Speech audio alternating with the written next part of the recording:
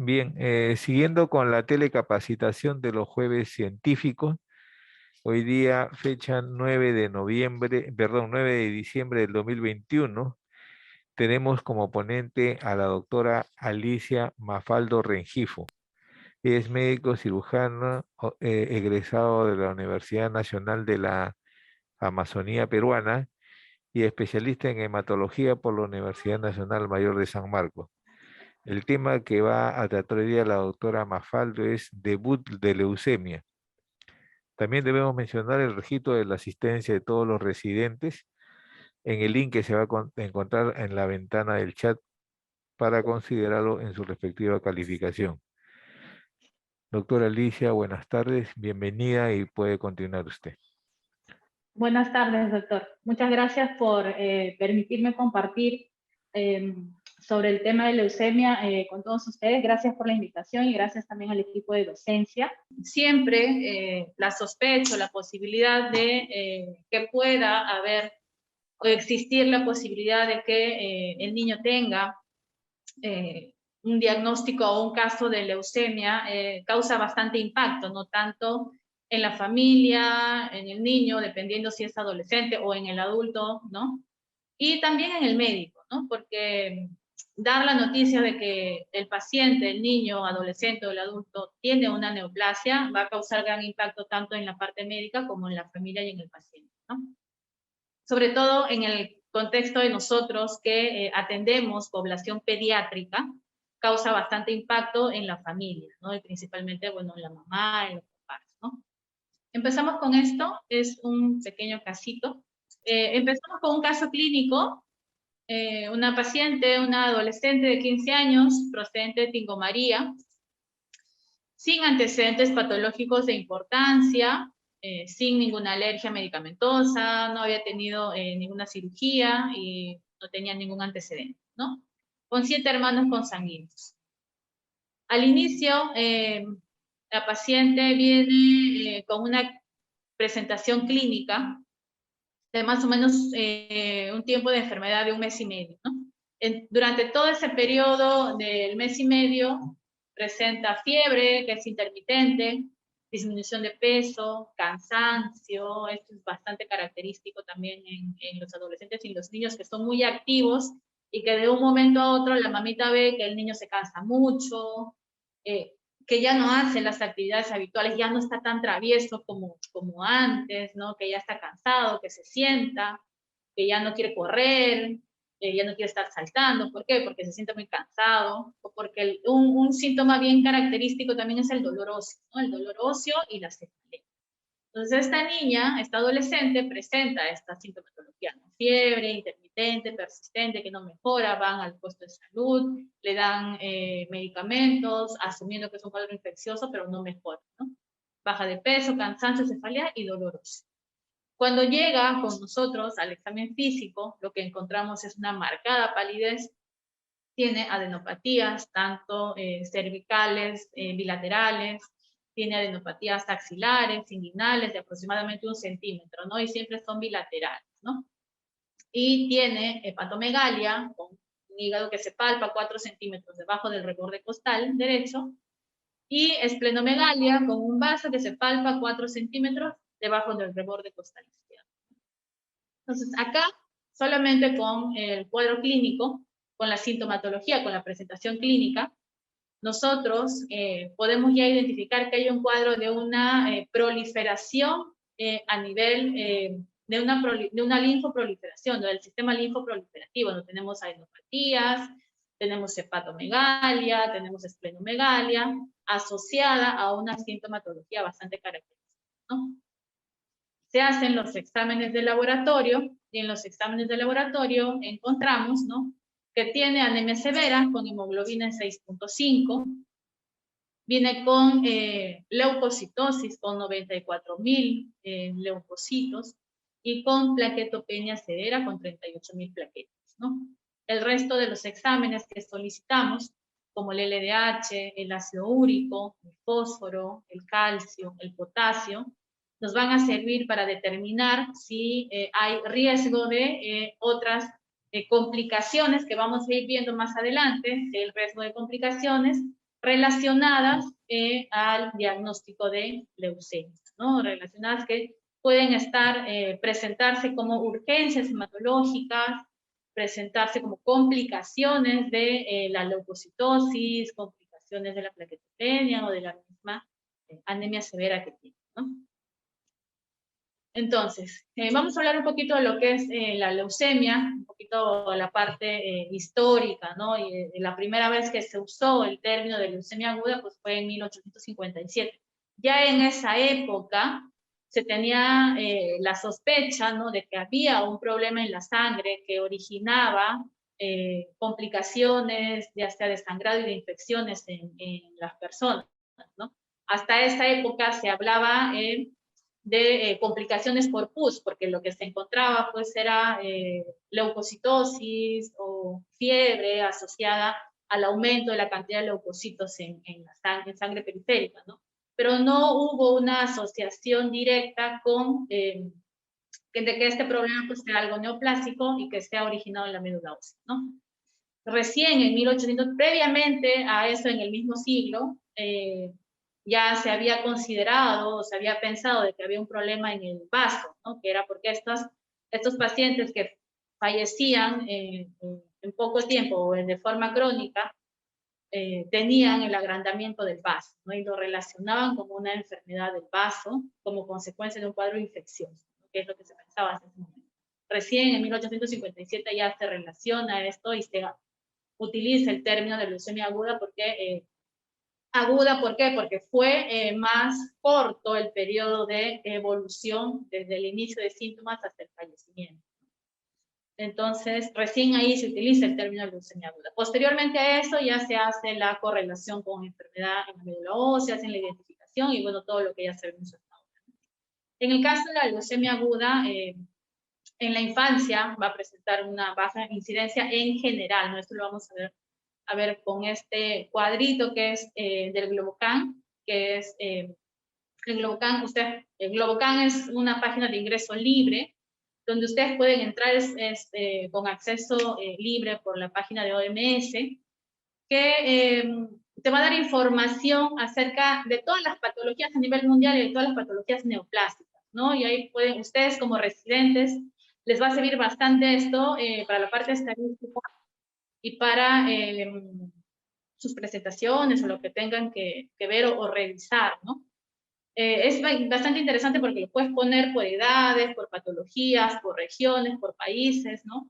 En el caso, por ejemplo, de la leucemia, si lo vemos en global, el estimado a nivel mundial, ¿no?, por edad de 0 a 19 años, que es lo que nos va a interesar un poquito más ahora en estas edades, porque si lo hacemos en global, en adultos, realmente la estadística cambia drásticamente.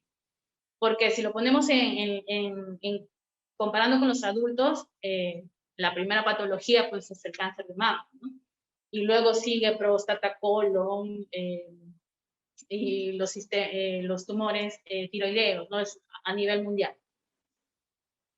para adultos. Pero para el caso de niños realmente cambia la estadística y lo que vemos es que la leucemia a nivel mundial pues, representa el 28.8% de las patologías neoplásicas en este grupo etario, ¿no? Luego siguen los tumores del sistema nervioso central, luego sigue el linfoma de Hodgkin, los tumores renales, tiroideos, testiculares, los tumores germinales, y ya el grupo grande de los otros cánceres, las otras patologías neoplásicas, ¿no? Pero vemos que la leucemia en la edad pediátrica, adolescentes, menores de 18 años, pues representa una gran cantidad, ¿no? Siempre vamos a tener que la leucemia es uno de las patologías neoplásicas más comunes en la infancia y tiene un pico de edad entre los 2 y los 5 años, ¿no? Otras literaturas te dicen entre los 2 y 6 años, entre los 2 y 5 años, pero más o menos en ese rango de edad es donde se da el pico de mayor incidencia de la patología neoplástica, ¿no? En el caso de la leucemia, ¿no? Bien, para hablar un poquito de la hematopoiesis, esto ustedes ya lo han visto, lo han revisado en el pregrado y también, bueno, lo hemos revisado todos en algún momento. Tenemos una célula madre pluripotencial que se va a diferenciar, ¿no? En una célula, en una stem cell, y luego se va a diferenciar en unidades formadoras de colonias, tanto para células mieloides como para células linfoides.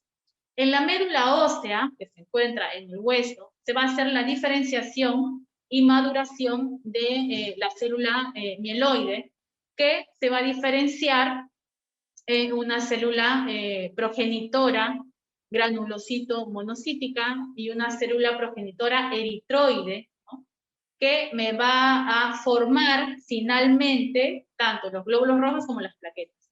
Y para el otro lado, para la línea mieloide, que me va a terminar formando la línea granulocito monocítica, donde van a estar los monocitos, que se van a diferenciar luego en tejidos, ¿no? Van a tener su diferenciación a los distintos tejidos, que va a ir al hígado, al pulmón, a la piel, al sistema nervioso.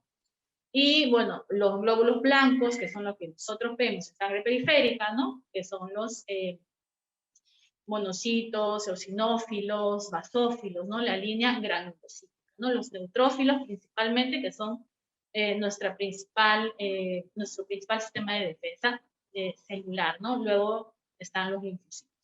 Ahora, para la célula progenitora linfoide, para la línea linfoide, la maduración se va a dar fuera de la médula ósea, ¿no? Se va a dar fuera de la médula ósea, sabemos que se da en el sistema retículo endotelial, tanto en el hígado y en los ganglios, en el vaso, perdón, y los ganglios linfáticos, ¿no? Pero vamos a tener las células precursoras que van a nacer en la médula ósea, se van a formar en la médula ósea, y luego van a pasar a tener su ciclo de maduración fuera de la médula ósea, ¿no?, a diferencia de la línea mieloide. Entonces, inicialmente, ¿quién se va a encargar de la hematopoiesis? Pues en la etapa fetal, primero va a ser, bueno, la placenta, luego el saco vitelino, y conforme se va dando el crecimiento fetal, pues hasta la tercera o cuarta semana, todavía se va a encargar el saco vitelino, luego el hígado fetal, y al nacimiento, ya cuando estamos en el tercer trimestre y al nacimiento, la médula ósea es la que se debería encargar al 100% de formar todo lo que es las células progenitoras, ¿no? Por eso es que también incidimos bastante como hematólogos, y esto también con los neonatólogos, de que si hay un niño que nace de forma prematura, pues hay que dar suplementación. ¿Por qué? Porque aún la médula ósea no cumple al 100% sus funciones cuando hay un parto o un nacimiento prematuro, ¿no? Entonces, la estructura del hueso también la conocemos. El hueso esponjoso es el que va a tener médula ósea. El hueso tiene su propia vascularización a través de una arteria nutricia, que es la que va a nutrir, la que va a dar sangre, nutrientes, oxígeno, ¿no?, a la médula. Eso también tenemos que recordar. Y esta es la estructura del hueso, es una biopsia de hueso donde vemos la parte trabecular, esa es una espícula, ¿no?, de una biopsia de hueso, y es lo que nosotros vamos a evaluar cuando vemos celularidad de la médula ósea, ¿no? Ahora, la leucemia aguda, como les iba comentando, va a representar el 75 al 80% de las leucemias agudas solo en la edad pediátrica, ¿no?, y con un pico entre los 2 y 5 años. Cuando hablamos de leucemia, siempre tenemos, hasta ahora nosotros también luchamos bastante con esto, y eso es lo que queremos compartir y decirles ahora, que la leucemia ahora se puede curar, ¿no? Tenemos trasplante, tenemos quimioterapia, tenemos terapia celular, y las posibilidades de una supervivencia global libre de leucemia es alrededor del 70%.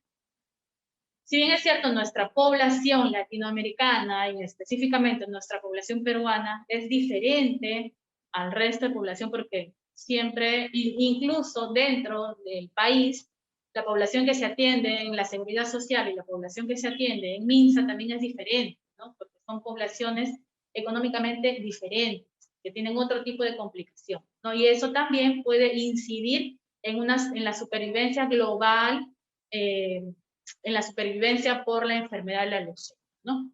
Entonces, en general, tenemos una supervivencia global del 70%. Entonces, este mensaje sí es importante, porque muchas veces nuestra población cree que el hecho de tener cáncer, el hecho de tener leucemia significa muerte. Quizás en nuestra población todavía tenemos este pensamiento, y quitar esta idea de la población va a ser un poquito complicado, pero vamos a ir trabajando en eso, ¿no? Porque eso va a implicar, ¿por qué les comento esto? Porque va a tener una implicancia sobre todo en la continuidad del tratamiento, ¿no? Los abandonos que se tienen una vez que se ha empezado el tratamiento, abandonan porque creen que no hay una respuesta favorable al tratamiento, porque se tienen que trasladar de otros sitios, entonces eso condiciona también las expectativas de curación que tiene, según la información que se da a la población, también va a incidir bastante en los abandonos de tratamiento.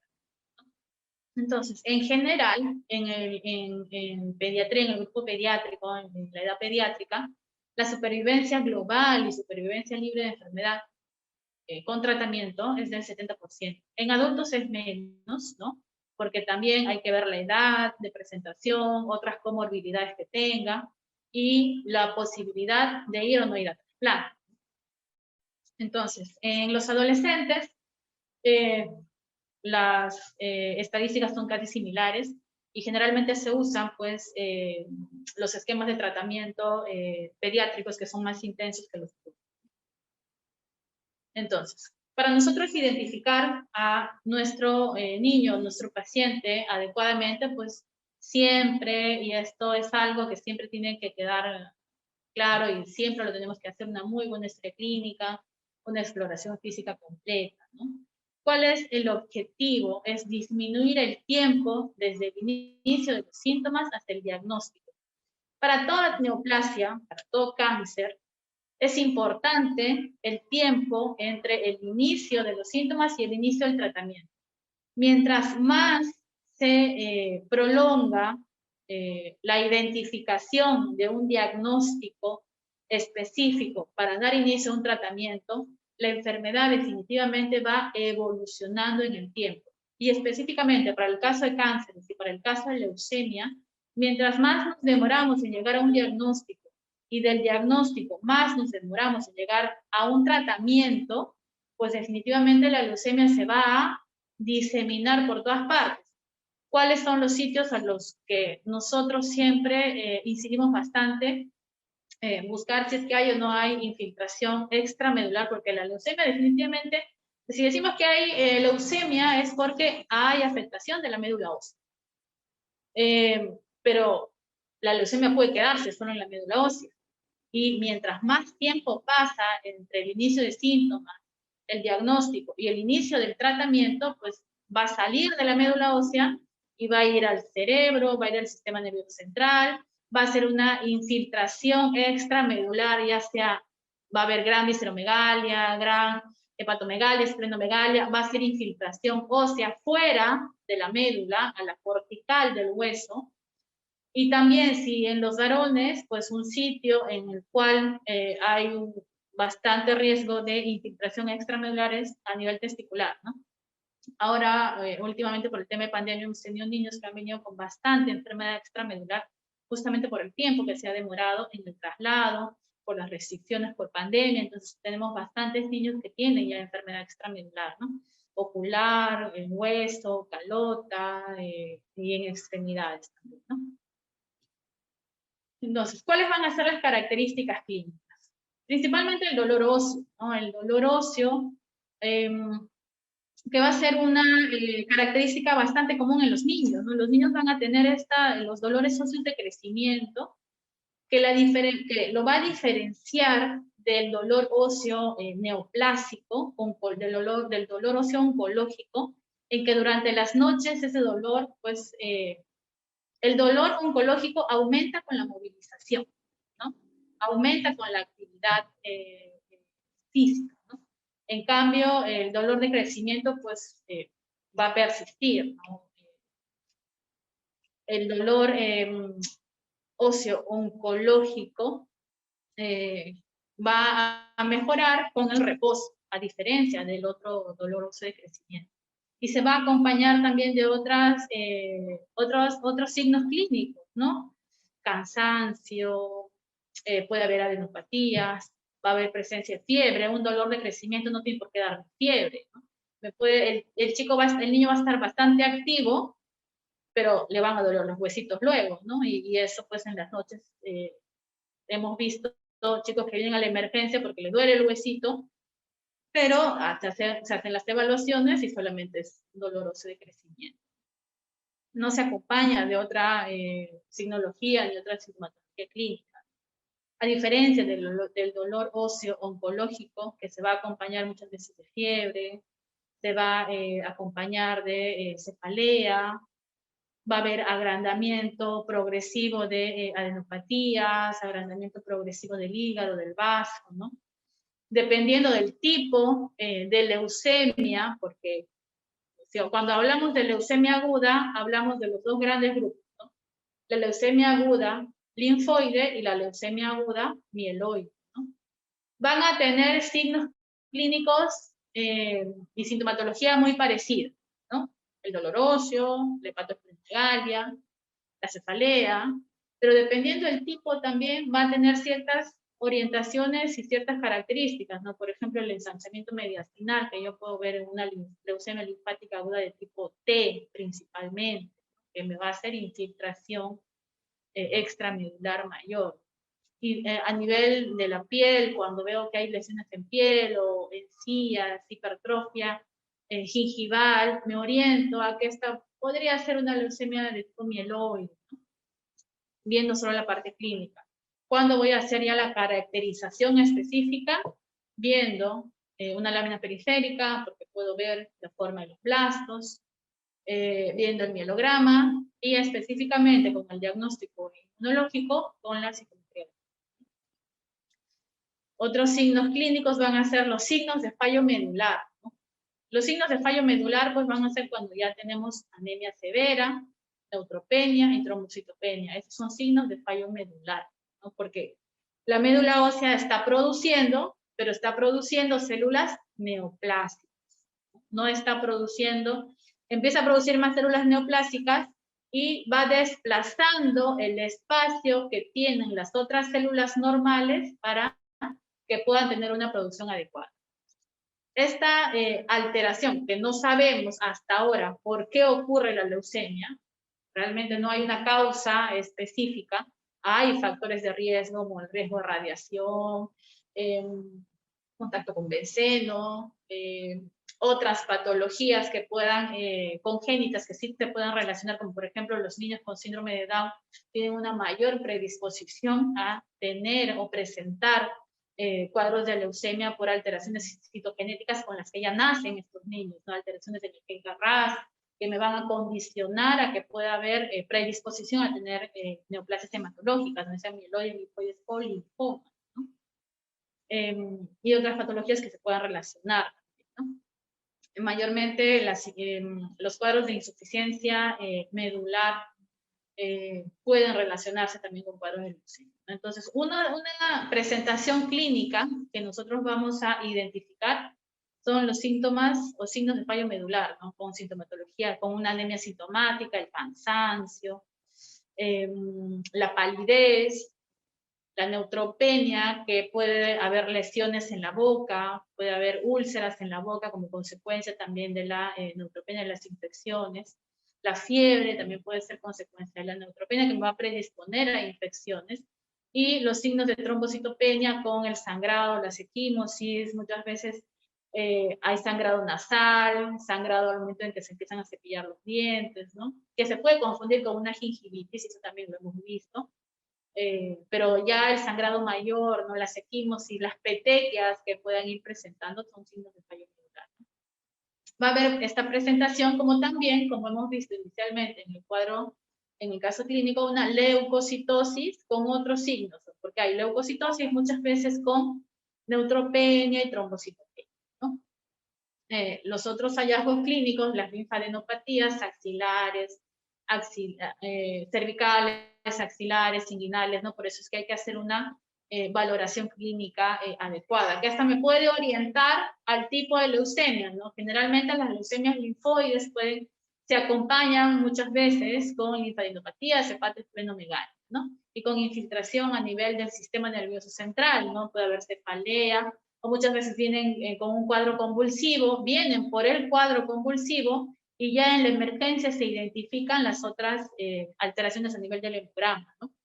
Puede haber lesiones en piel, en encías, y la presentación clínica ya nos puede ir orientando al tipo específico de leucemia.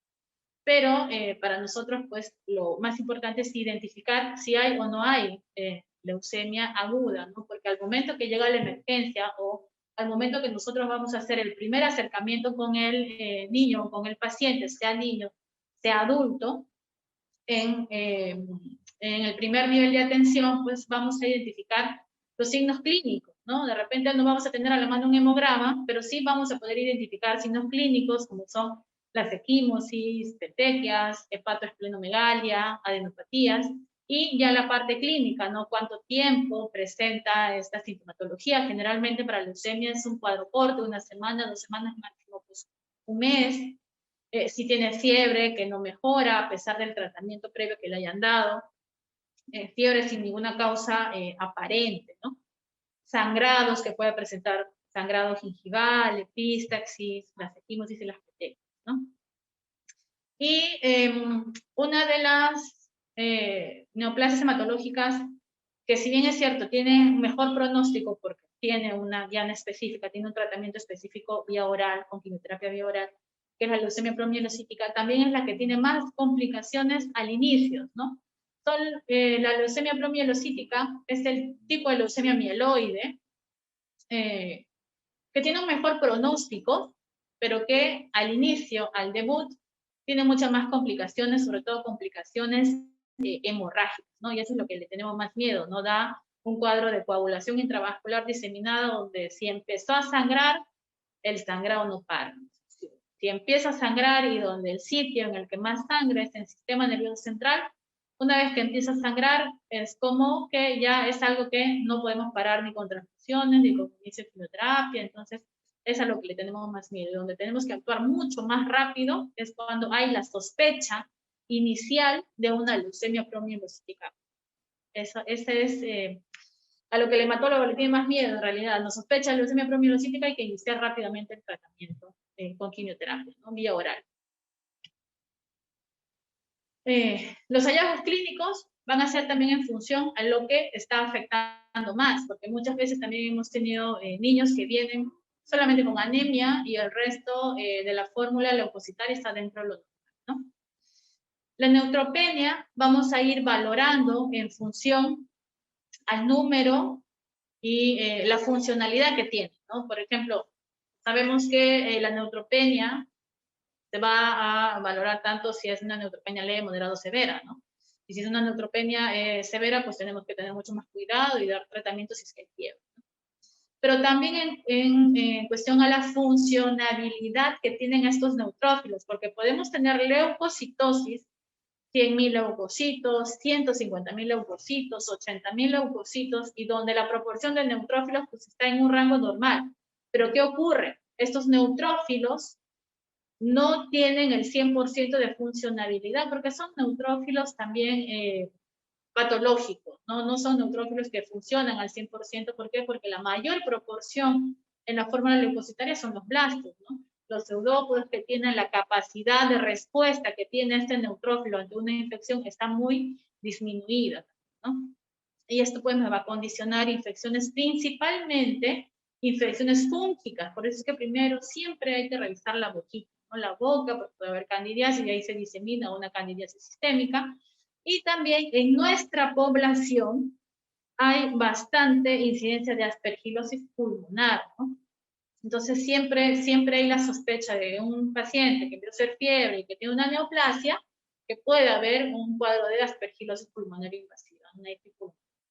Las infecciones bacterianas también, bueno, en piel, la región perianal es un foco bastante importante una vez que ya tenemos al niño que viene por fiebre, viene por un cuadro febril y encontramos en el hemograma que tiene neutropenia.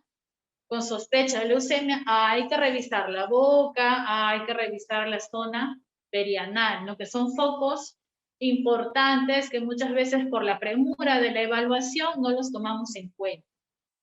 Puede haber fisuras anales, puede haber lesiones que de repente, en el caso de niños pequeños, ¿no? Dermatitis del pañal, que estas pueden progresar a infecciones más severas en el caso de niños con inmunodeficiencias o con debut de leucemia.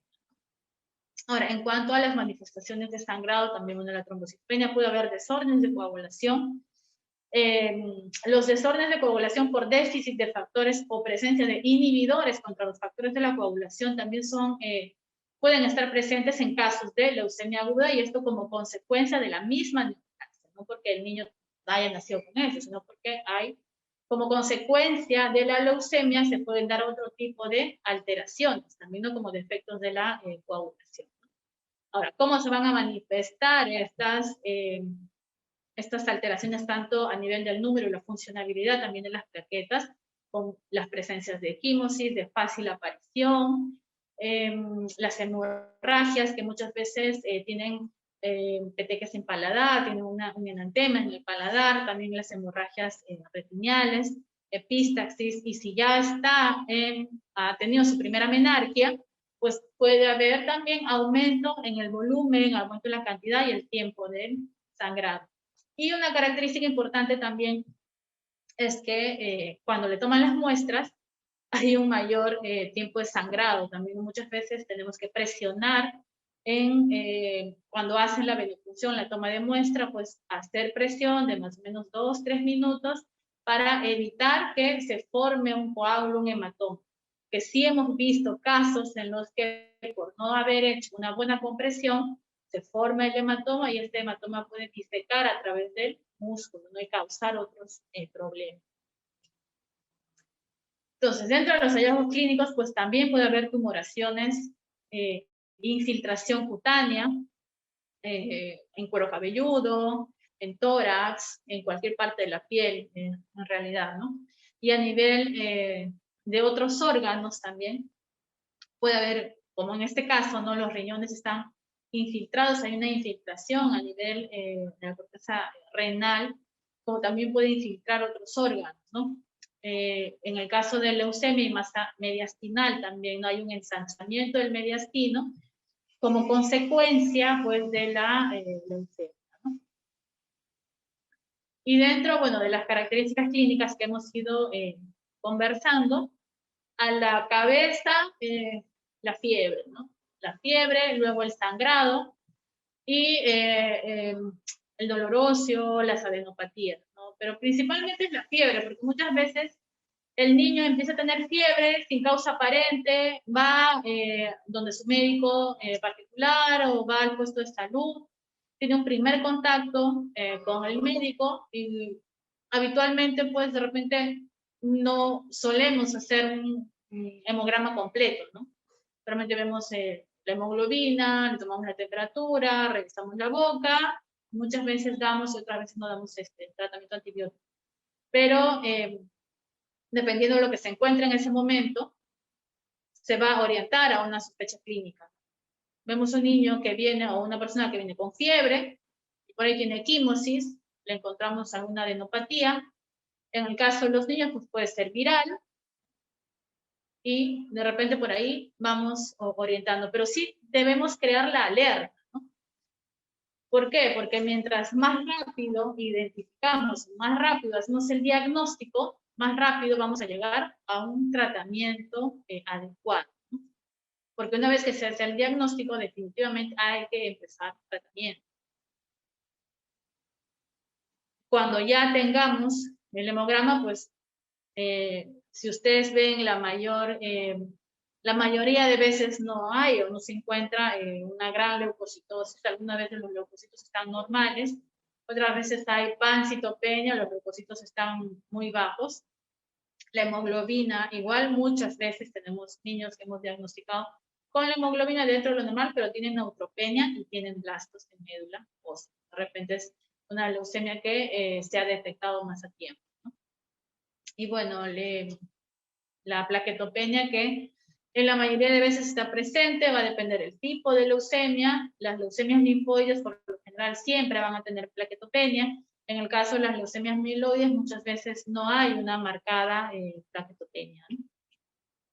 ¿Cómo vamos a hacer el diagnóstico de la leucemia aguda o la sospecha de una leucemia aguda? Pues principalmente la parte clínica, ¿no? Una buena historia clínica, una buena evaluación, un buen examen físico para yo saber qué es lo que tengo que solicitar, ¿no?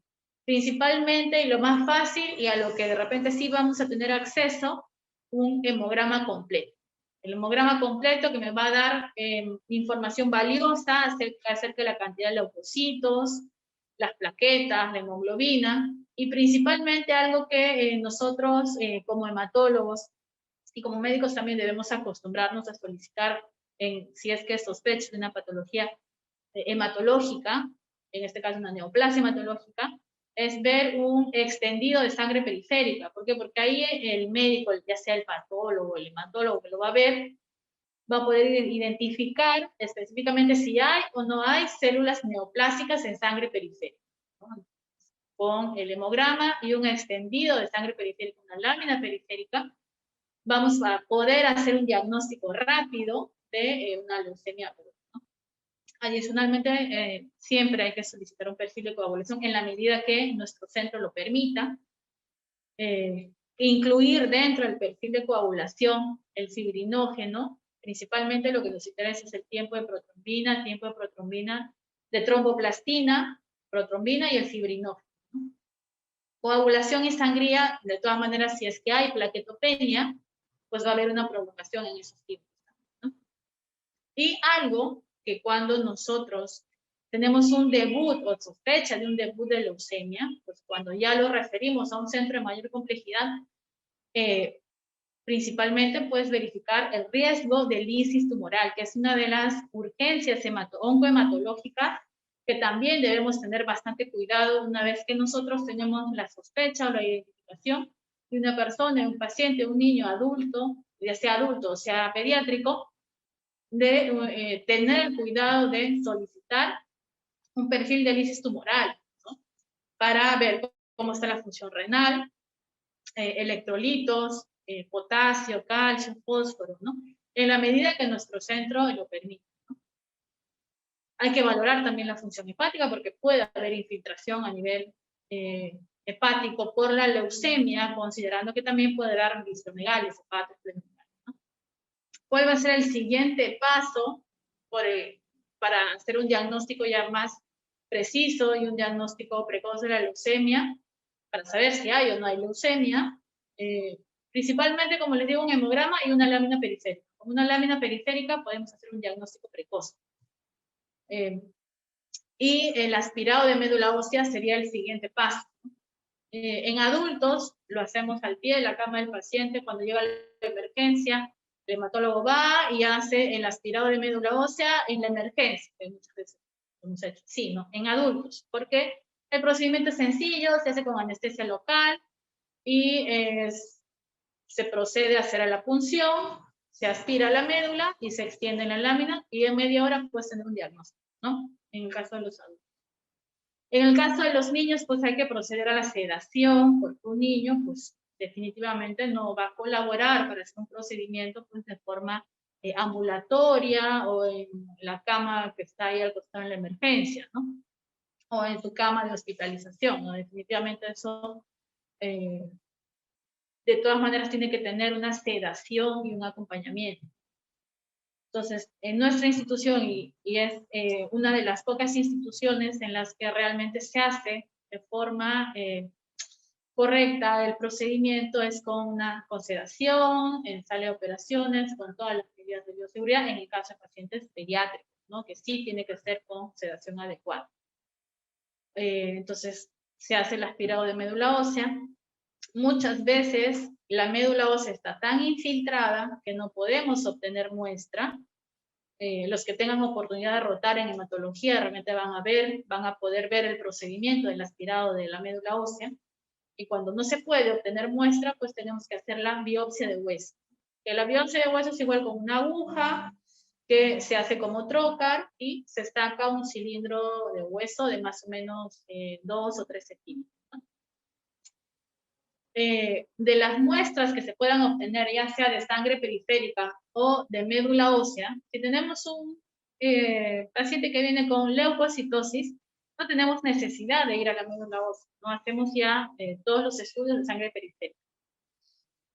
Entonces, ¿cuáles son los otros estudios que vamos a hacer para una identificación específica del inmunofenotipo, la citogenética y los estudios moleculares, ¿no? Que nuestros pacientes tienen acceso a estas pruebas? De sangre periférica, si tenemos leucocitosis, como les digo, se pueden tomar muestras para citometría de flujo, citogenética y las pruebas moleculares. El aspirado de médula ósea, que se hace a nivel de las espinas ilíacas en pacientes pediátricos, las espinas ilíacas posterosuperiores tanto del lado izquierdo o el lado derecho, también a nivel de la tuberosidad anterior de la tibia en niños menores de 2 años, y en adultos también se puede hacer a nivel external. Entonces, adicionalmente a esto, algo que también hacemos como parte del protocolo diagnóstico y de tratamiento es una punción lumbar para verificar que no haya presencia de blastos en el líquido cefalorraquídeo. Adicionalmente a esto, colocamos una primera dosis de quimioterapia intratecal. Esto ya habitualmente no lo hacemos al diagnóstico, sino se hace ya en el curso del tratamiento.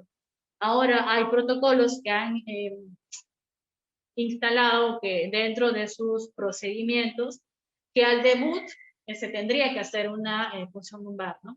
Nosotros todavía estamos tratando de adaptar eso porque tenemos otro tipo de pacientes, tenemos otro tipo de población pediátrica que viene con una gran carga tumoral y existe el riesgo pues de infiltrar blastos a la médula ósea. Todavía estamos con esa adaptación, ¿no? Pero nosotros lo hacemos recién en la segunda semana de tratamiento, hacer una punción lumbar para administrar quimioterapia intratecal y obtener muestra para verificar que no haya infiltración de blastos en el sistema nervioso central, en el líquido cefalorraquídeo.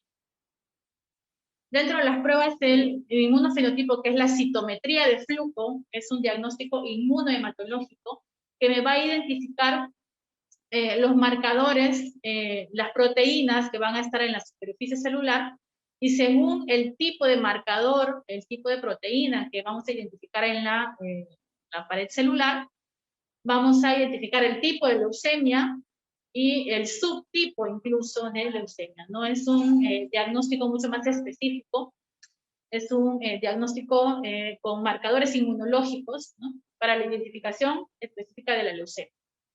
La citogenética, que hacemos un estudio de los cromosomas para valorar si hay alteraciones citogenéticas, ¿no? Hay distintas alteraciones citogenéticas que ocurren como consecuencia del daño a nivel del ADN que ocurre en la leucemia, ¿no?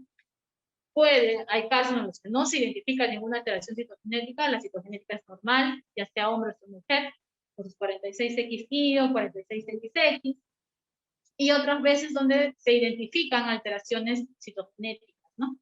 Como en este caso es una translocación 821, que me va a correlacionar con una alteración molecular, ¿no?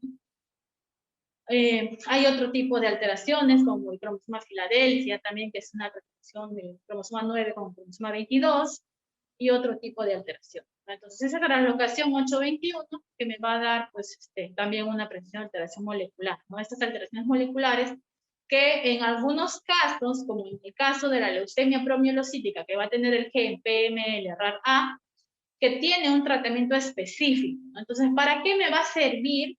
¿Para qué tengo que hacer todo esto en el caso de la leucemia? Si ya con la citometría de flujo, si ya con un extendido de sangre periférica yo puedo saber si tiene o no tiene leucemia, y ya puedo iniciarle tratamiento, pero solo con eso, viendo morfológicamente, no voy a saber qué otras alteraciones para el pronóstico tiene, porque todo esto me sirve más que todo para el pronóstico, ¿no? Para identificar el riesgo.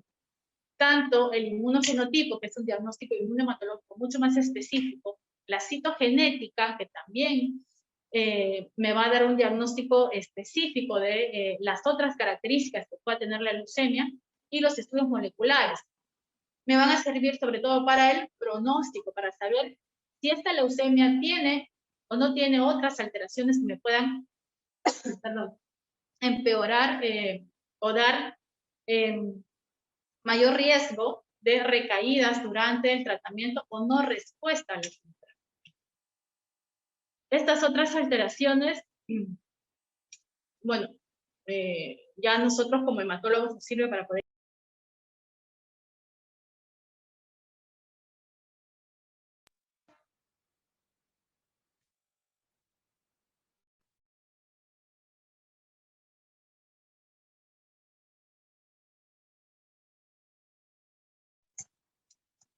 me disculpan, solo que había entrado una llamada, estoy con el audio por el celular.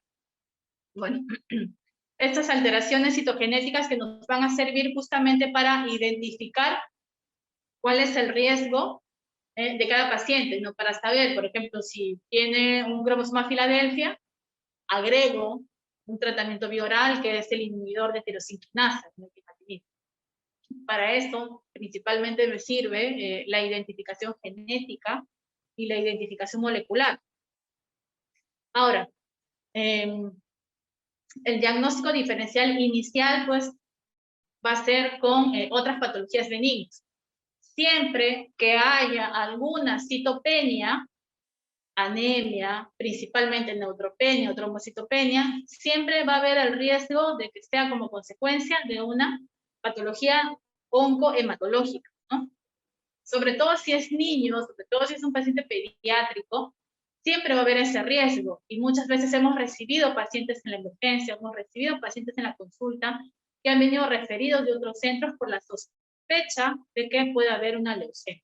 Hacemos los exámenes, verificamos, y muchas veces encontramos de que no es leucemia, de que son otras patologías inmunológicas, como en este caso, dependiendo del grupo etario también, ¿no? Dentro de los subgrupos pediátricos, las patologías inmunes pueden estar presentes en el caso de adolescentes principalmente. La mononucleosis infecciosa es una de las infecciones por citomegalovirus, las infecciones por Epstein-Barr, las infecciones por herpes, ¿no? Principalmente las infecciones por citomegalovirus, van a ser las grandes simuladoras, ¿no? En hematología las conocemos como las grandes simuladoras, porque me va a dar una alteración morfológica del linfocito, de tal manera que es como que se va a parecer a un blasto incluso, ¿no? Cuando lo vemos en sangre periférica. Pero si hacemos la correlación, hacemos el correlato clínico entre un niño que 2 o 3 semanas antes ha estado con un paro respiratorio, con una inflamación orofaringea y con presencia de adenopatías, y que a las 3 semanas empieza a hacer plaquetopenia, tendremos que hacer el correlato clínico y solicitar las pruebas virales que se tengan que solicitar, ¿no? Porque siempre la mononucleosis infecciosa es una de las grandes simuladoras para patología neoplástica, ¿no? Porque hace una alteración, la presencia de linfocitos tan atípicos que pueden ser parecidos al plasma, ¿no? Otra patología con la que siempre hemos tenido evaluaciones por niños es la púrpura, ¿no? Pacientes que vienen solo con plaquetopenia, que no tiene otra citopenia, que no tiene otra característica clínica, pues termina siendo pues una trombocitopenia, ¿no? Una púrpura trombocitopénica idiopática, ¿no? Y bueno, en realidad la púrpura trombocitopénica idiopática es un diagnóstico de descarte, luego de haber hecho varias evaluaciones, decir que esta trombocitopenia no tiene una causa específica, no es secundaria a un virus, no es secundaria a alguna otra infección, no tiene una patología neoplástica. Se han hecho pruebas de perfil tiroideo, entonces todas las pruebas que se tengan que hacer, y si no hay una causa, pues es una púrpura trombocitopénica idiopática y se da tratamiento con corticoides. Si responde a corticoides o a inmunoglobulina, pues nos orientamos más a este lado, ¿no? La otra patología es la anemia plástica, que es una patología hematológica que es una insuficiencia, esta entra en el grupo de las insuficiencias medulares, ¿no? Donde la médula ósea pues realmente no produce o produce menos del 20% de lo que debería producir según la edad, ¿no? Entonces, vemos también niños que vienen con trombocitopenia, vienen con pancitopenia, ¿no? Dependiendo del tiempo de evolución, la pancitopenia es más o menos severa, pero vienen con plaquetopenia, con neutropenia, con anemia. Pero una característica que lo va a diferenciar de la leucemia o de la patología oncológica o hematológica es la presencia de las otras características, ¿no? Una anemia plástica no va a venir con adenopatías, no tiene por qué tener hepatosplenomegalia y tampoco dolor óseo, ¿no? Las anemias aplásicas, por lo general, se van a diagnosticar cuando el niño está como que cansado, empieza a tener palidez, empieza a sangrar, pero nunca ha presentado dolor óseo, a veces ni siquiera tienen fiebre, o algunas veces sí, ya viene el motivo de consulta, viene a ser o el sangrado o la fiebre, ¿no? Esos dos motivos de consulta son bastante comunes para identificar ese tipo de patologías, ya sea anemia plástica o sea leucemia, ¿no? Entonces siempre va a haber la duda de que esta sea o aplasia o leucemia. ¿Cómo la identificamos? Con las otras pruebas, ¿no? Hacer básicamente, ¿cómo lo vamos a diferenciar inicialmente, rápidamente? Con el extendido de lámina periférica, ¿no? En el hemograma le pide un extendido, el patólogo lo ve o el hematólogo lo ve y ahí puede determinar si es sospecha de aplasia o sospecha de leucemia, ¿no? Y las otras linfocitosis que pueden haber también, ¿no? Que pueden ser secundarias a infecciones virales, infecciones parasitarias, ¿no? Ahora, todo esto nos sirve a nosotros como médicos para identificar los grupos de riesgo. Nosotros vamos a dar tratamiento en función al riesgo. Todos los protocolos de tratamiento son tratamientos basados en el riesgo. ¿Y cómo yo voy a identificar el riesgo? Haciendo todas estas pruebas genéticas, moleculares, citometría de flujo. Y ahora, en el instituto, tenemos un panel mucho más amplio, que es el panel NGS, tanto para un panel somático y para identificar genes propios de la leucemia que me puedan aumentar el riesgo o propios del paciente, ¿no? Un panel somático y un panel germinal. Esto que se ha implementado recién desde ahora, desde julio, y que estamos haciendo también a todos los pacientes, ¿no? Entonces, según el tipo de leucemia, vamos a hacer la estratificación de riesgo, ¿no?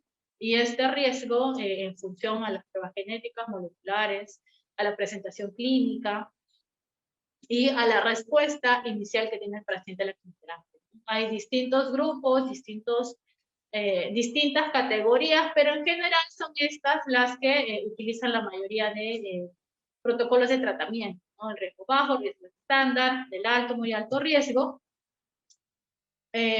tanto para leucemia linfoide y mieloide, no se utilizan, no todos estos, pero por ejemplo para leucemia mieloide tenemos el riesgo estándar, bajo y el riesgo alto.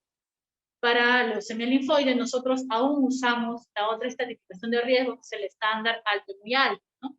Ya hay otros protocolos a los cuales también estamos adaptando nuestros tratamientos, donde quedaría con riesgo bajo, riesgo estándar y riesgo alto, ¿no? Pero en general, las características para ubicar a los niños o a adultos en estos grupos de riesgo son similares. Todos los protocolos son similares, ¿no?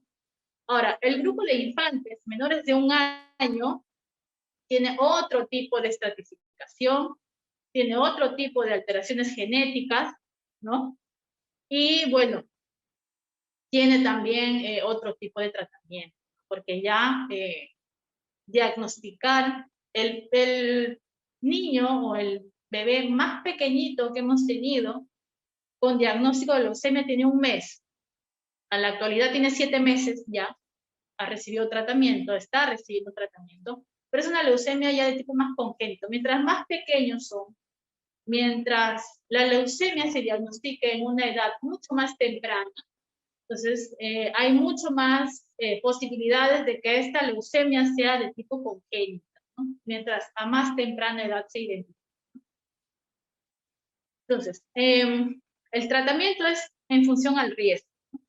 Ubicamos por todas las pruebas que nosotros hacemos, ubicamos según al riesgo y en función a eso se da tratamiento. Ahora, todos los pacientes reciben tratamiento de inducción, tratamiento de consolidación y la fase de mantenimiento, sea leucemia linfoide, o sea leucemia mieloide, o sea leucemia promielocítica, ¿no? Todos reciben inducción, consolidación y mantenimiento. El tiempo es lo que va a cambiar, la cantidad de inducciones según el riesgo, la cantidad de consolidaciones según el riesgo, pero el mantenimiento va a ser el mismo tiempo para todos los riesgos, ya sea en leucemia linfoide, en leucemia mieloide es un poquito más, en leucemia promielocítica es un poquito más de tiempo de mantenimiento. Pero en general, el total del tiempo de tratamiento de la leucemia son 3 años, en general. ¿De qué manera podemos acortar este tiempo?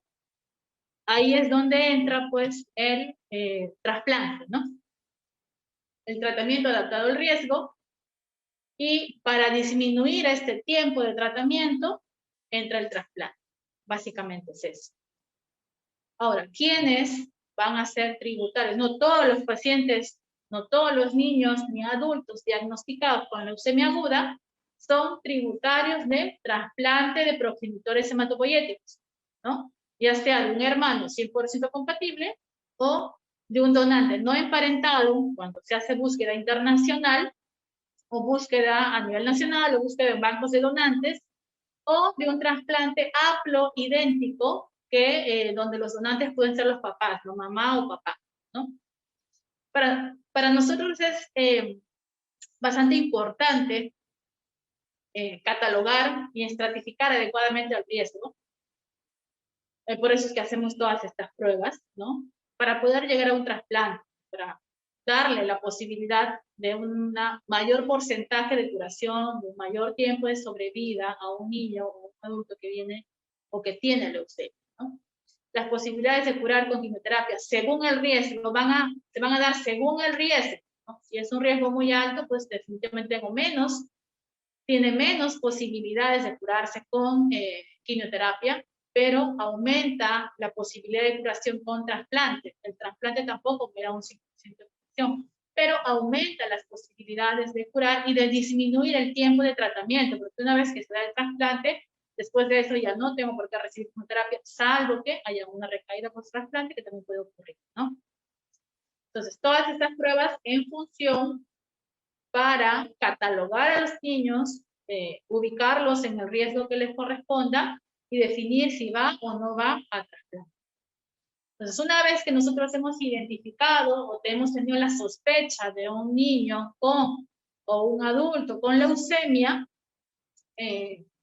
por todas las características clínicas de laboratorio y características clínicas, pues tenemos que pasar a darle tratamiento. El tratamiento de la inducción, ya sea leucemia linfoide y la promielocítica, todas tienen un tratamiento de inducción, consolidación y mantenimiento. Van a cambiar los medicamentos en función del tipo de leucemia. Si es mieloide, si es linfoide. Si es linfoide, bueno, una base del tratamiento para las leucemias linfoides es la prednisona. Muchas veces también hemos tenido niños que por la premura también han recibido corticoides o reciben corticoides de forma ambulatoria y vienen ya como que enmascarado un poco el diagnóstico, ¿no? Otras veces, porque se difunde esto de que parte del tratamiento de la leucemia inicialmente pues son los corticoides. Ante la premura también damos corticoides ante la sospecha de leucemia, pero debemos considerar que el corticoide solo me va a servir si la leucemia es de tipo linfoide. No sirve, no tiene ningún impacto en las leucemias de tipo mieloide, o sea, y en las leucemias promielocíticas, salvo que haya alguna otra complicación, en el caso solo de las promielocíticas, pero en general, pues solamente va a tener un impacto positivo en el caso de las leucemias linfoides. Entonces, tampoco es que, si bien es cierto, siempre, por las distancias que hay entre un centro, un puesto de primer nivel al centro especializado, muchas veces, pues esto va en desmedro de la salud del paciente.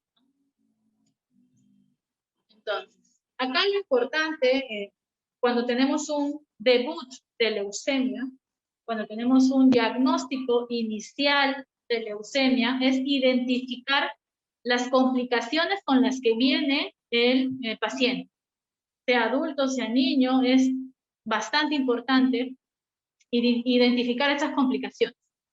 Las primeras complicaciones son las complicaciones de fallo medular, ¿no? Las complicaciones de las citopenias, ¿no? Las complicaciones de la anemia severa, cuando viene asténico, taquicárdico, viene con una anemia severa sintomática, pálido, asténico, taquicárdico.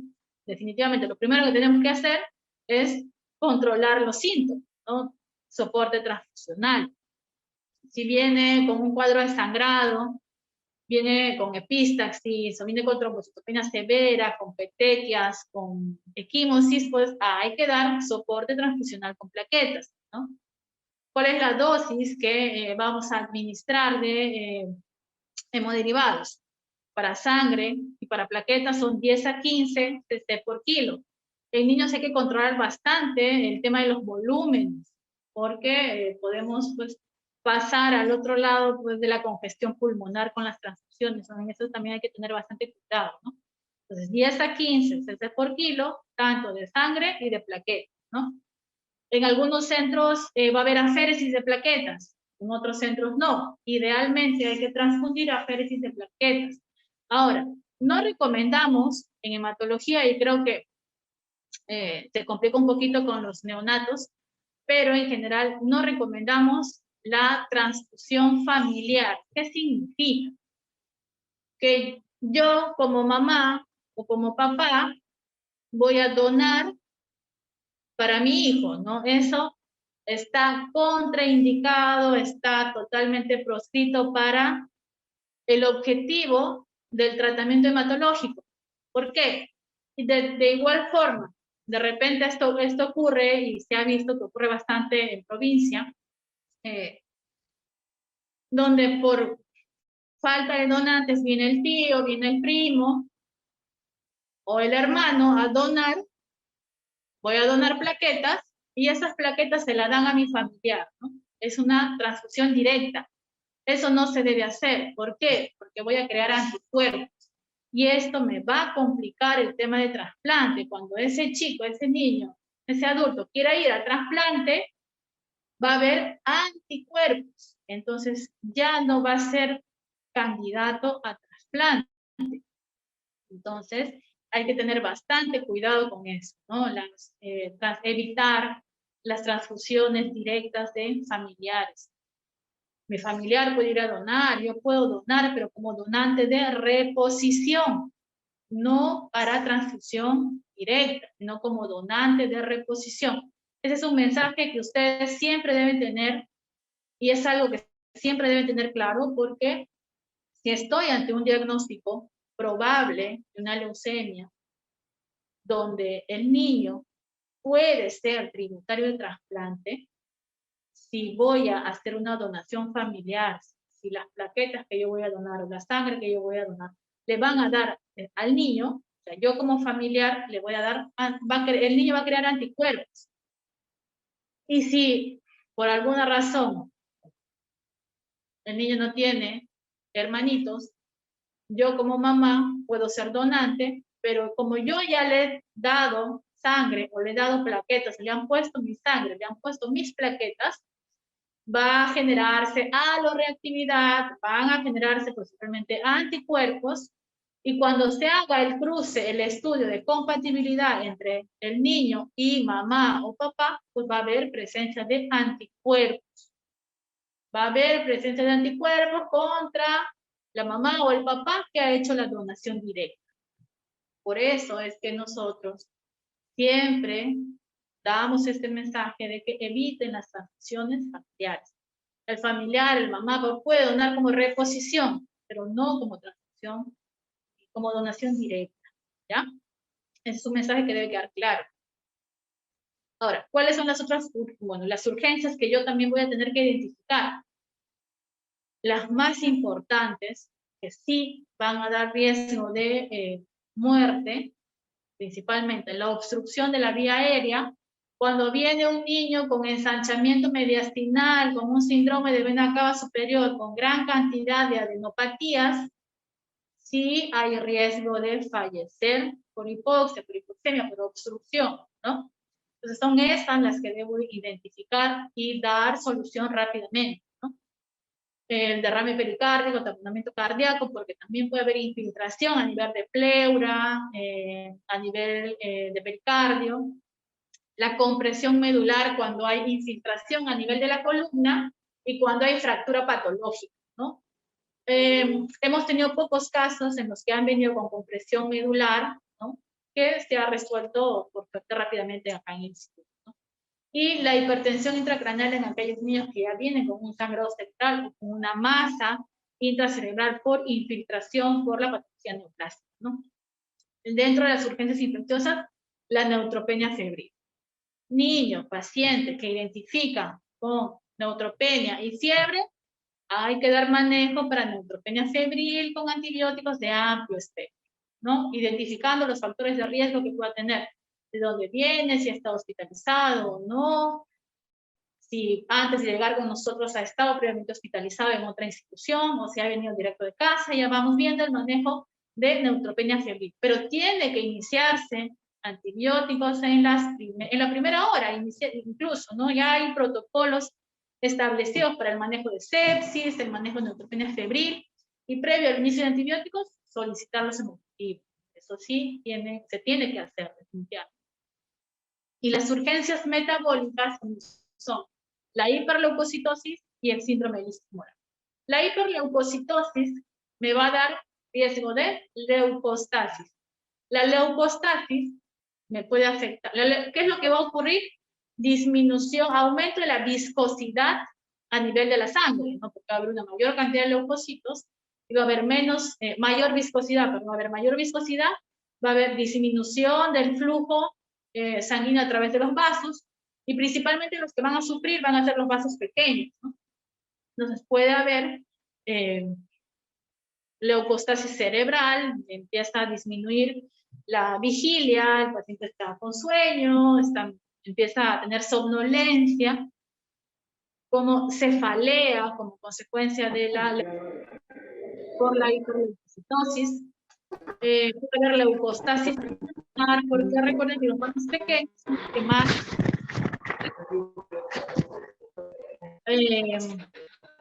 hay que tener un manejo rápido en función a eso, ¿no? Y el síndrome de lisis tumoral, ¿no? Que ahora vamos a ir viendo sobre el síndrome de lisis tumoral. Debemos tener unos criterios claros respecto al síndrome de lisis tumoral, ¿no? Sobre todo para poder dar un manejo rápido y un manejo adecuado. Por eso es que inicialmente en un niño, en un paciente que tiene sospecha de leucemia aguda o ya es un debut de leucemia, hay que valorar la función renal, hay que ver cómo está el ácido úrico, el potasio, el fósforo, el calcio. Si hay alteraciones o incrementos de los valores basales de principalmente la creatinina, tenemos que ya dar manejo al cuadro de un probable o un riesgo de lisis tumoral. ¿Cuándo va a haber mayor riesgo de lisis tumoral? Cuando hay una mayor carga de leucocitos. Con mayor carga leucocitaria va a haber mayor riesgo de lisis tumoral. Y cuando también aumenta el riesgo de lisis tumoral, cuando empiezo tratamiento. Cuando incluso empiezo tratamiento con corticoides. Porque ¿qué es lo que va a ocurrir? El objetivo del tratamiento es destruir la célula leucémica. Para destruir la célula leucémica, pues o le doy corticoides, le doy quimioterapia. Destruyo la célula leucémica, el blasto leucémico, y el contenido de ese blasto leucémico pues se va a liberar a la sangre, ¿no? La carga de electrolitos, el ácido úrico se va a incrementar, y esto pues va a originar falla a nivel, principalmente pues a nivel renal, ¿no? Porque va a haber una mayor toxicidad por destrucción de la célula leucémica, ¿no? Va a haber un proceso metabólico donde va a haber en cuanto al metabolismo del ácido úrico, ¿no? ¿Cómo nosotros podemos prevenir que se dé un síndrome de lisis tumoral, ¿no? hay la profilaxis anti-lisis tumoral. Básicamente, principalmente, y esto es algo también en lo que incidimos bastante, es la hidratación, la hiperhidratación.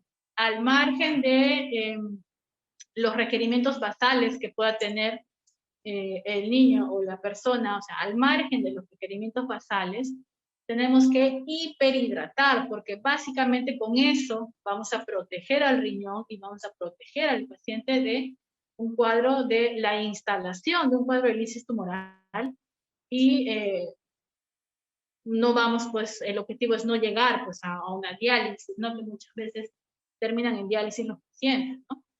Entonces, la profilaxis o las medidas anti-lisis tumoral principalmente es la hidratación, es la hiperhidratación.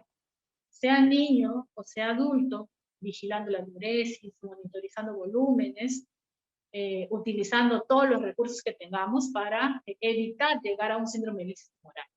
Cuando ya vienen con síndrome de lisis tumoral instalado, pues tenemos que activar los otros procesos, ¿no? Ya como tratamiento, ya no como profilaxis, sino como tratamiento. La profilaxis, las medidas anti-lisis tumoral, principalmente la hidratación. ¿Cuánto le voy a hidratar? 2.500 a 3 litros, bueno, 2.5 a 3 litros por metro cuadrado por día, independientemente de su requerimiento basal. Muchas veces, conversando con los colegas, nos dicen, no, pero su requerimiento es que está tomando agua y lo contamos con todo eso, ¿no?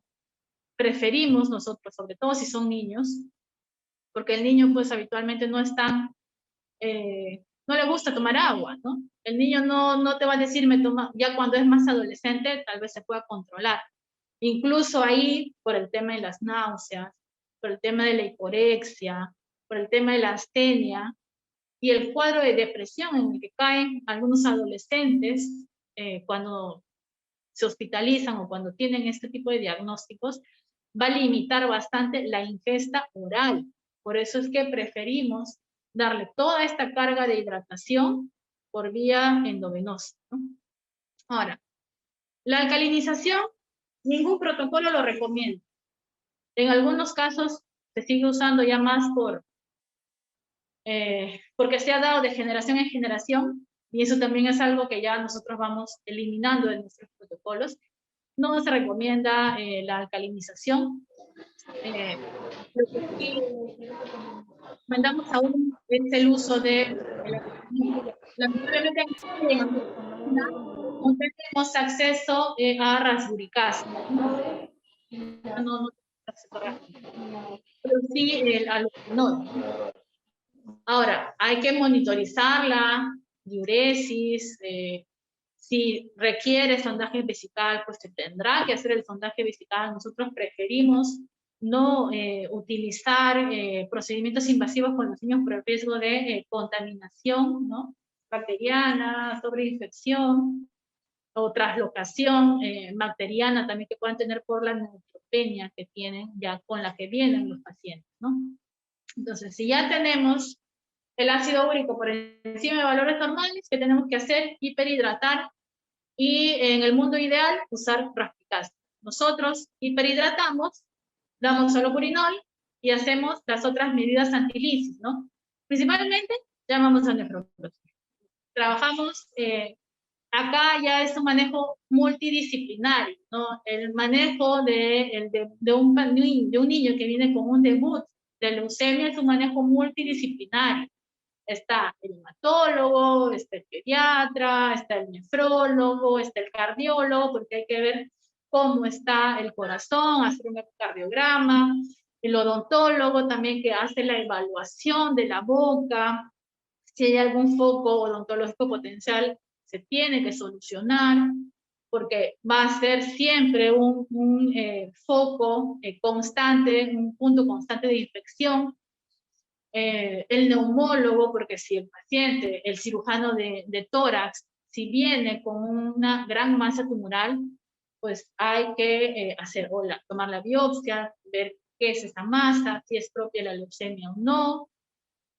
y hacer, si viene con derrame pleural, pues el cirujano de tórax está colocando el tubo, está haciendo el drenaje, y a la par vamos dando tratamiento. El manejo es multidisciplinario. Cuando ya hay las otras medidas de las otras alteraciones, si hay hiperfosfatemia, hipercalemia, pues hay que dar el manejo que corresponde a cada una de ellas, ¿no? Para el caso de la hipercalemia, pues si es una hipercalemia sintomática, pues dar la solución polarizante, furosemida, las nebulizaciones con salbutamol, el gluconato de calcio para evitar el cuadro de las arritmias, ¿no? Que es lo que puede haber muerte súbita por arritmias como consecuencia ya sea de la hipocalcemia o ya sea de la hipercalemia, ¿no? Entonces, todas estas medidas se pueden, todas estas manifestaciones de trastornos hidroelectrolíticos se pueden prevenir hidratando adecuadamente al paciente. Hay niños que ya vienen con cuadro instalado de lisis tumoral, ya no puedes hacer nada, o sea, ya le das manejo con nefros, si va o no va a diálisis, pero manejando las complicaciones electrolíticas, ¿no? Y hay otros niños, pues, que definitivamente sí se puede prevenir, y la manera de prevenir es hidratando adecuadamente al paciente, ¿no? Ahora, en el caso de la fiebre, hay que considerar y hay que evaluar y hay que tener en cuenta que el niño con leucemia es un niño inmunocomprometido. Es un niño que tiene neutropenia, es un niño que tiene plaquetopenia, ¿no? Y un niño neutropénico que hace fiebre, ¿qué es lo que tengo que hacer?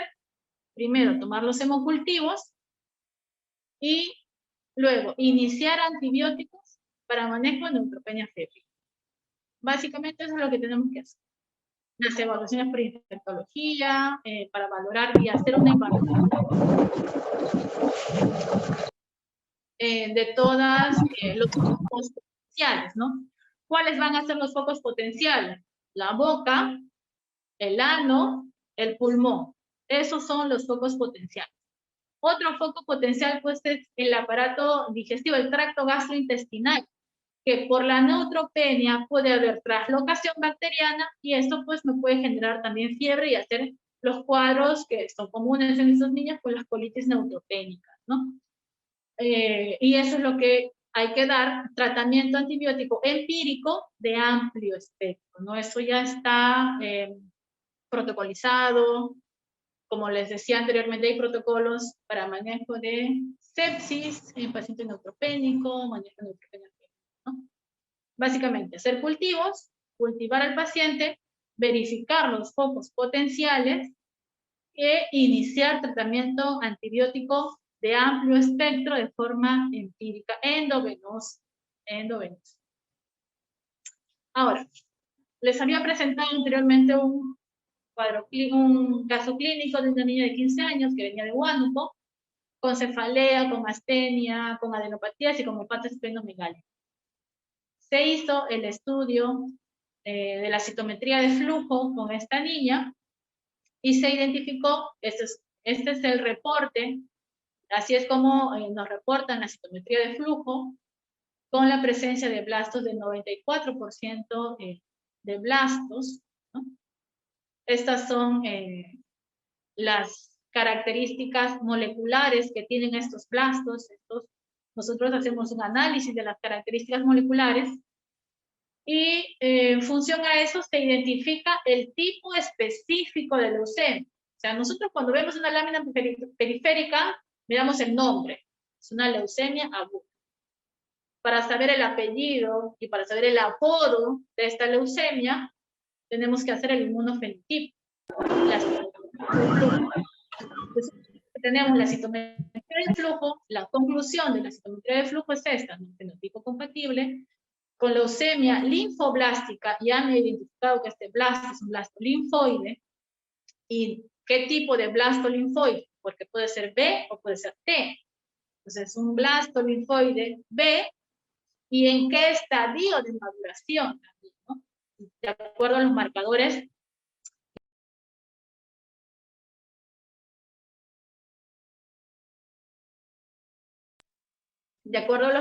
inmunológicos que tiene, ¿no? Entonces, es un fenotipo compatible con leucemia linfoblástica aguda de células B, en estadio predominantemente común. Hasta incluso la citometría me da sugerencias de alguna alteración molecular o alguna alteración citogenética, ¿no? En este caso, en el examen genético, no tuvo ninguna alteración molecular. La extracción de ARN que también se hace para hacer el estudio citogenético. Y bueno, el mielograma, este es el informe del mielograma, así es como lo informamos, y el mielograma nos sirve para dar la caracterización morfológica del tipo de leucemia, ¿no? Ahora, este es un diagrama que me pareció bastante interesante. También lo compartió una colega en alguna de sus exposiciones también, y me pareció muy interesante. Y es así como se puede hacer el estudio, la identificación, ¿no? De para el diagnóstico oportuno de leucemia aguda, ¿no? Un paciente, un niño adulto que acude a la consulta por palidez, fiebre, dolor óseo y en mal estado general, ¿no? Básicamente esos son los pilares principales de la sintomatología en un cuadro de patología oncohematológica, ¿no? Palidez, fiebre, dolor óseo, algunas veces hay sangrado, otras veces no, algunas veces hay petequias, otras veces no. Se debe hacer la exploración física para buscar adenopatías, hepatoesplenomegalia, manifestaciones de sangrado, puede haber estigmas de sangrado en gingival o sangrado a nivel de escleras, o también otras lesiones, ¿no? Tumoraciones a nivel de piel, a nivel testicular o a nivel de cuero cabelludo, y hacer a partir de ahí las evaluaciones, ¿no?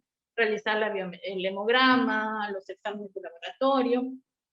Si el examen de laboratorio, el hemograma, es normal, pues descartamos que sea una patología oncohematológica, ¿no? Pero si es anormal, pues tendríamos que ya referirlo a un especialista, ¿no? Bueno, y lo que ya hemos estado viendo, que lo que tendríamos que hacer es hacer los estudios más especiales con la citometría de flujo, la citogenética y molecular, ya sea de sangre periférica o del estudio de la médula ósea con un aspirado de médula ósea, ¿no? Y valorar la presencia de blastos. Si hay blastos, pues es una leucemia aguda. Y con la citometría de flujo identificamos exactamente si es una leucemia de tipo linfoide o es una leucemia de tipo mieloide. Si no hay blastos, pues tenemos que estudiar las otras causas, ¿no? Las otras causas de falla medular, como las aplasias, o quizás otras patologías benignas, otras patologías neoplásticas que puedan estar afectando a la médula ósea, ¿no? Hay otras patologías que también pueden afectar a la médula ósea y me pueden dar este tipo de sintomatología. Por eso es importante inicialmente hacer una buena valoración clínica, evaluar el hemograma y hacer un extendido de lámina periférica para verificar si hay o no hay blastos inicialmente, ¿no? Si hay alteraciones en el hemograma, pues ya, y con la sospecha de leucemia, referir a un centro de mayor complejidad para poder hacer todas estas evaluaciones, ¿no? Y bueno, si tienen alguna pregunta, alguna duda, alguna consulta que tengan que hacer, les escucho. Muchas gracias, doctora Mafaldo. Sí, tenemos algunas preguntas. Una de ellas dice, ¿qué factores pueden afectar el pronóstico de niños con leucemia linfocítica aguda o leucemia mieloide aguda? Ya. Bueno, el factor principal es el tipo de leucemia y la forma como se diagnostica, ¿no? Y otro factor es la respuesta al tratamiento. Para el caso de leucemia linfocítica o leucemia linfoide o linfoblástica, que es lo mismo, tenemos criterios para valorar el riesgo. La cantidad de leucocitos es uno de los criterios, la cantidad de leucocitos, ¿no? Si hay hiperleucocitosis, Si hay hiperleucocitosis, ese es uno de los criterios para valorar como muy alto riesgo. Otro criterio es la edad. Los niños menores de 10 años, de entre 1 y 10 años, se catalogan todavía como riesgo bajo. Pero ya los mayores de 10 años, solo por la edad, ya se catalogan como alto riesgo. Solo por la edad, como alto riesgo. Y como muy alto riesgo, menores de 1 año para el caso de leucemia linfoide, o alto riesgo para menores de 2 años en el caso de leucemia mieloide. ¿Ya? Va a haber ahí diferenciaciones en el riesgo por el tipo de leucemia.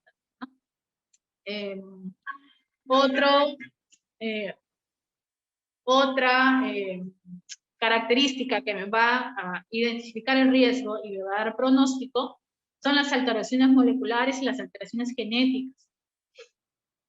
Hay alteraciones moleculares y genéticas que me van a valorar, me van a aumentar el riesgo de los pacientes. Por ejemplo, la translocación 922, que me va a dar el cromosoma Filadelfia, en el caso de la leucemia linfoide, me va a dar un muy alto riesgo, ¿no? Me aumenta el riesgo, y el riesgo en función al riesgo de respuesta al tratamiento y la posibilidad de aumentar el riesgo de recaídas durante, ¿no? Esto para el caso de las leucemias linfoides, ¿no?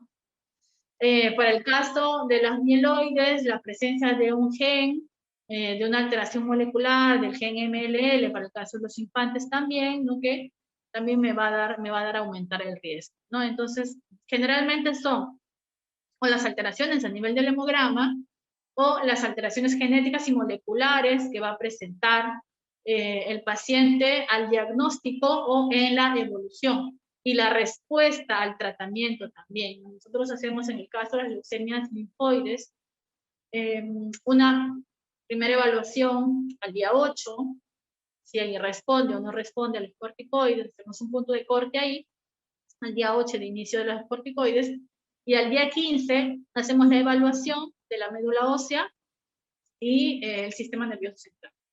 Va a depender qué tanto ha respondido con el estudio de la citometría de flujo para ubicarlo en el riesgo, ¿no? Las evaluaciones en realidad son dinámicas. No sé si ha respondido la pregunta, si ha quedado claro. Sí, doctora. Y también tenemos esta última pregunta que nos dice, ¿qué factores aumentan el riesgo de la leucemia infantil? Ya, ¿qué factores aumentan el riesgo de tener leucemia? ¿A eso se refiere la pregunta? Sí. Ya. En realidad no hay una relación directa entre una causa determinada, ¿no?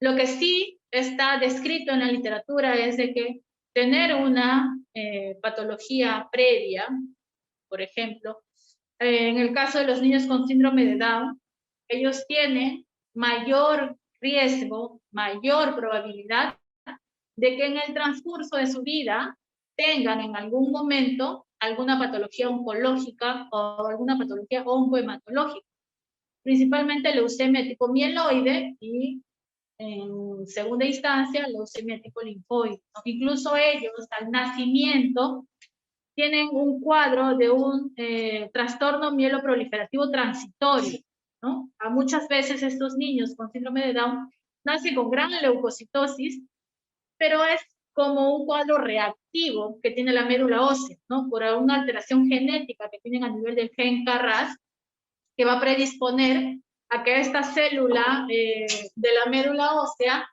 va a predisponer a que esta célula pues tenga mayor proliferación, pero muchas veces no es una proliferación neoplástica, ¿no? Entonces, se hacen las evaluaciones, se evalúa, pero esto pues mejora en el tiempo, ¿no? Muchas veces nacen con 300.000 leucocitos o más de 100.000 leucocitos, y estos en el transcurso del tiempo pues van mejorando, ¿no?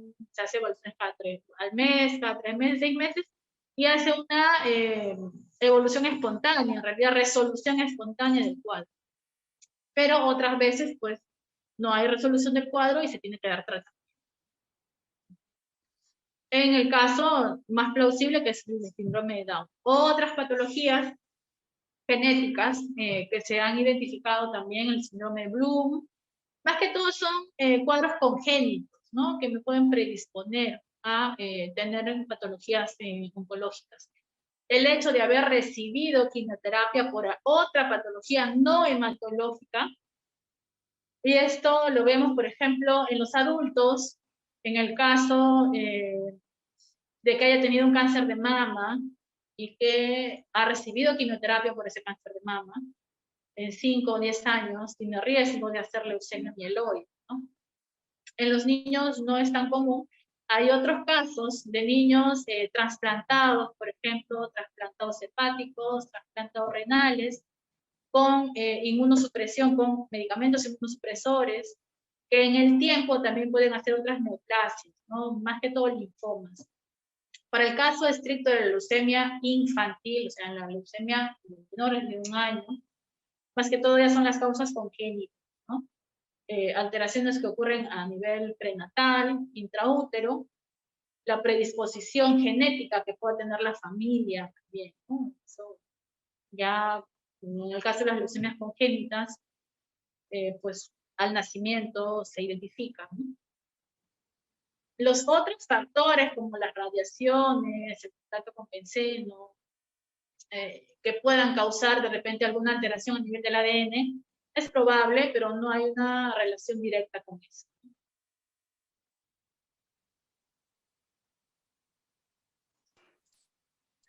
Muchas gracias, doctora Alicia.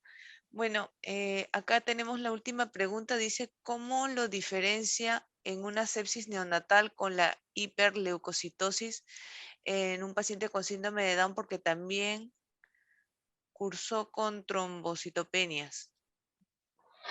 Claro. Este es un casito bastante interesante que realmente lo conversamos bastante con neonatología, porque los niños con sepsis neonatal suelen hacer cuadros de C y D, ¿no? Hacen trombocitopenia, hacen trastorno de coagulación, pueden hacer leucocitosis, ¿no? ¿Cómo lo podemos diferenciar? Básicamente con los otros signos, ¿no? Vemos una lámina periférica y si en esa lámina periférica no hay blastos, sin esa lámina periférica no hay blastos, no es una leucemia, no es un cuadro reactivo.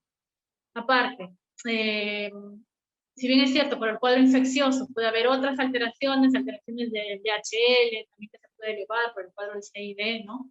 Principalmente y básicamente lo que hacemos es ver la lámina periférica y en esa lámina periférica, si no hay blastos, porque tiene leucocitosis, es probable que si es una leucemia, pues va a haber blastos, ¿no? Que esa leucocitosis es a expensas de blastos leucémicos, que son células inmaduras. En los cuadros de sepsis, la leucocitosis es a expensas, según el cuadro etario, el grupo etario también, va a ser a expensas de linfocitos maduros con neutrófilos, ¿no? Que son células maduras, ¿no? La leucocitosis va a ser a expensas de células maduras. En el caso de un cuadro reactivo, ¿no? Ya sea infeccioso, ¿no? El cuadro de la sepsis. Y para el caso de la patología pues, neoplásica oncomatológica, la leucocitosis va a ser a expensas de célula inmadura de blasto, ¿no? Ahora, también en los neonatos en sangre periférica es común, es bastante común encontrar eritroblastos, que estos no son neoplásicos, son células eritroides, son glóbulos rojos inmaduros que son normales en los neonatos. ¿Por qué? Porque la médula ósea pues está produciendo, empezando a producir glóbulos rojos. ¿Y por qué aparecen los eritroblastos en los recién nacidos? Porque al nacimiento pues, va a haber también en la primera semana destrucción de glóbulos rojos. Como se destruyen glóbulos rojos, la médula ósea va a empezar a sacar las reservas de glóbulos rojos. ¿Por qué? Porque el niño nace policitémico. Al nacer policitémico, destruye, hace la ictericia neonatal y en sangre periférica, pues va a ver, la médula ósea va a sacar las reservas que tiene y esas reservas son los eritroblastos, que estos no son neoplásticos, ¿no? Son células normales, son glóbulos rojos inmaduros. Entonces la diferencia va a ser viendo la lámina periférica, evaluando si hay o no hay blastos. ¿no? Y viendo también el recuento leucocitario, ¿no? A expensas de qué es esa leucocitosis, ¿no? Básicamente eso, ¿no? Ya se pueden hacer otras evaluaciones, ¿no? Habitualmente no hacemos citometría del flujo porque evaluamos la sangre periférica, evaluamos el contexto del paciente, ¿no? Y podemos hacer un manejo conjunto en ese caso, ¿no? Muy interesante, doctora. Más bien le agradecemos, doctora Alicia Mafaldo, por su participación el día de hoy y también por compartirnos su experiencia profesional. Agradecemos también a nuestros participantes por haber estado atentos el día de hoy en esta telecapacitación y lo esperamos el próximo jueves. Muy buenas tardes. Muchas gracias por la invitación. Gracias.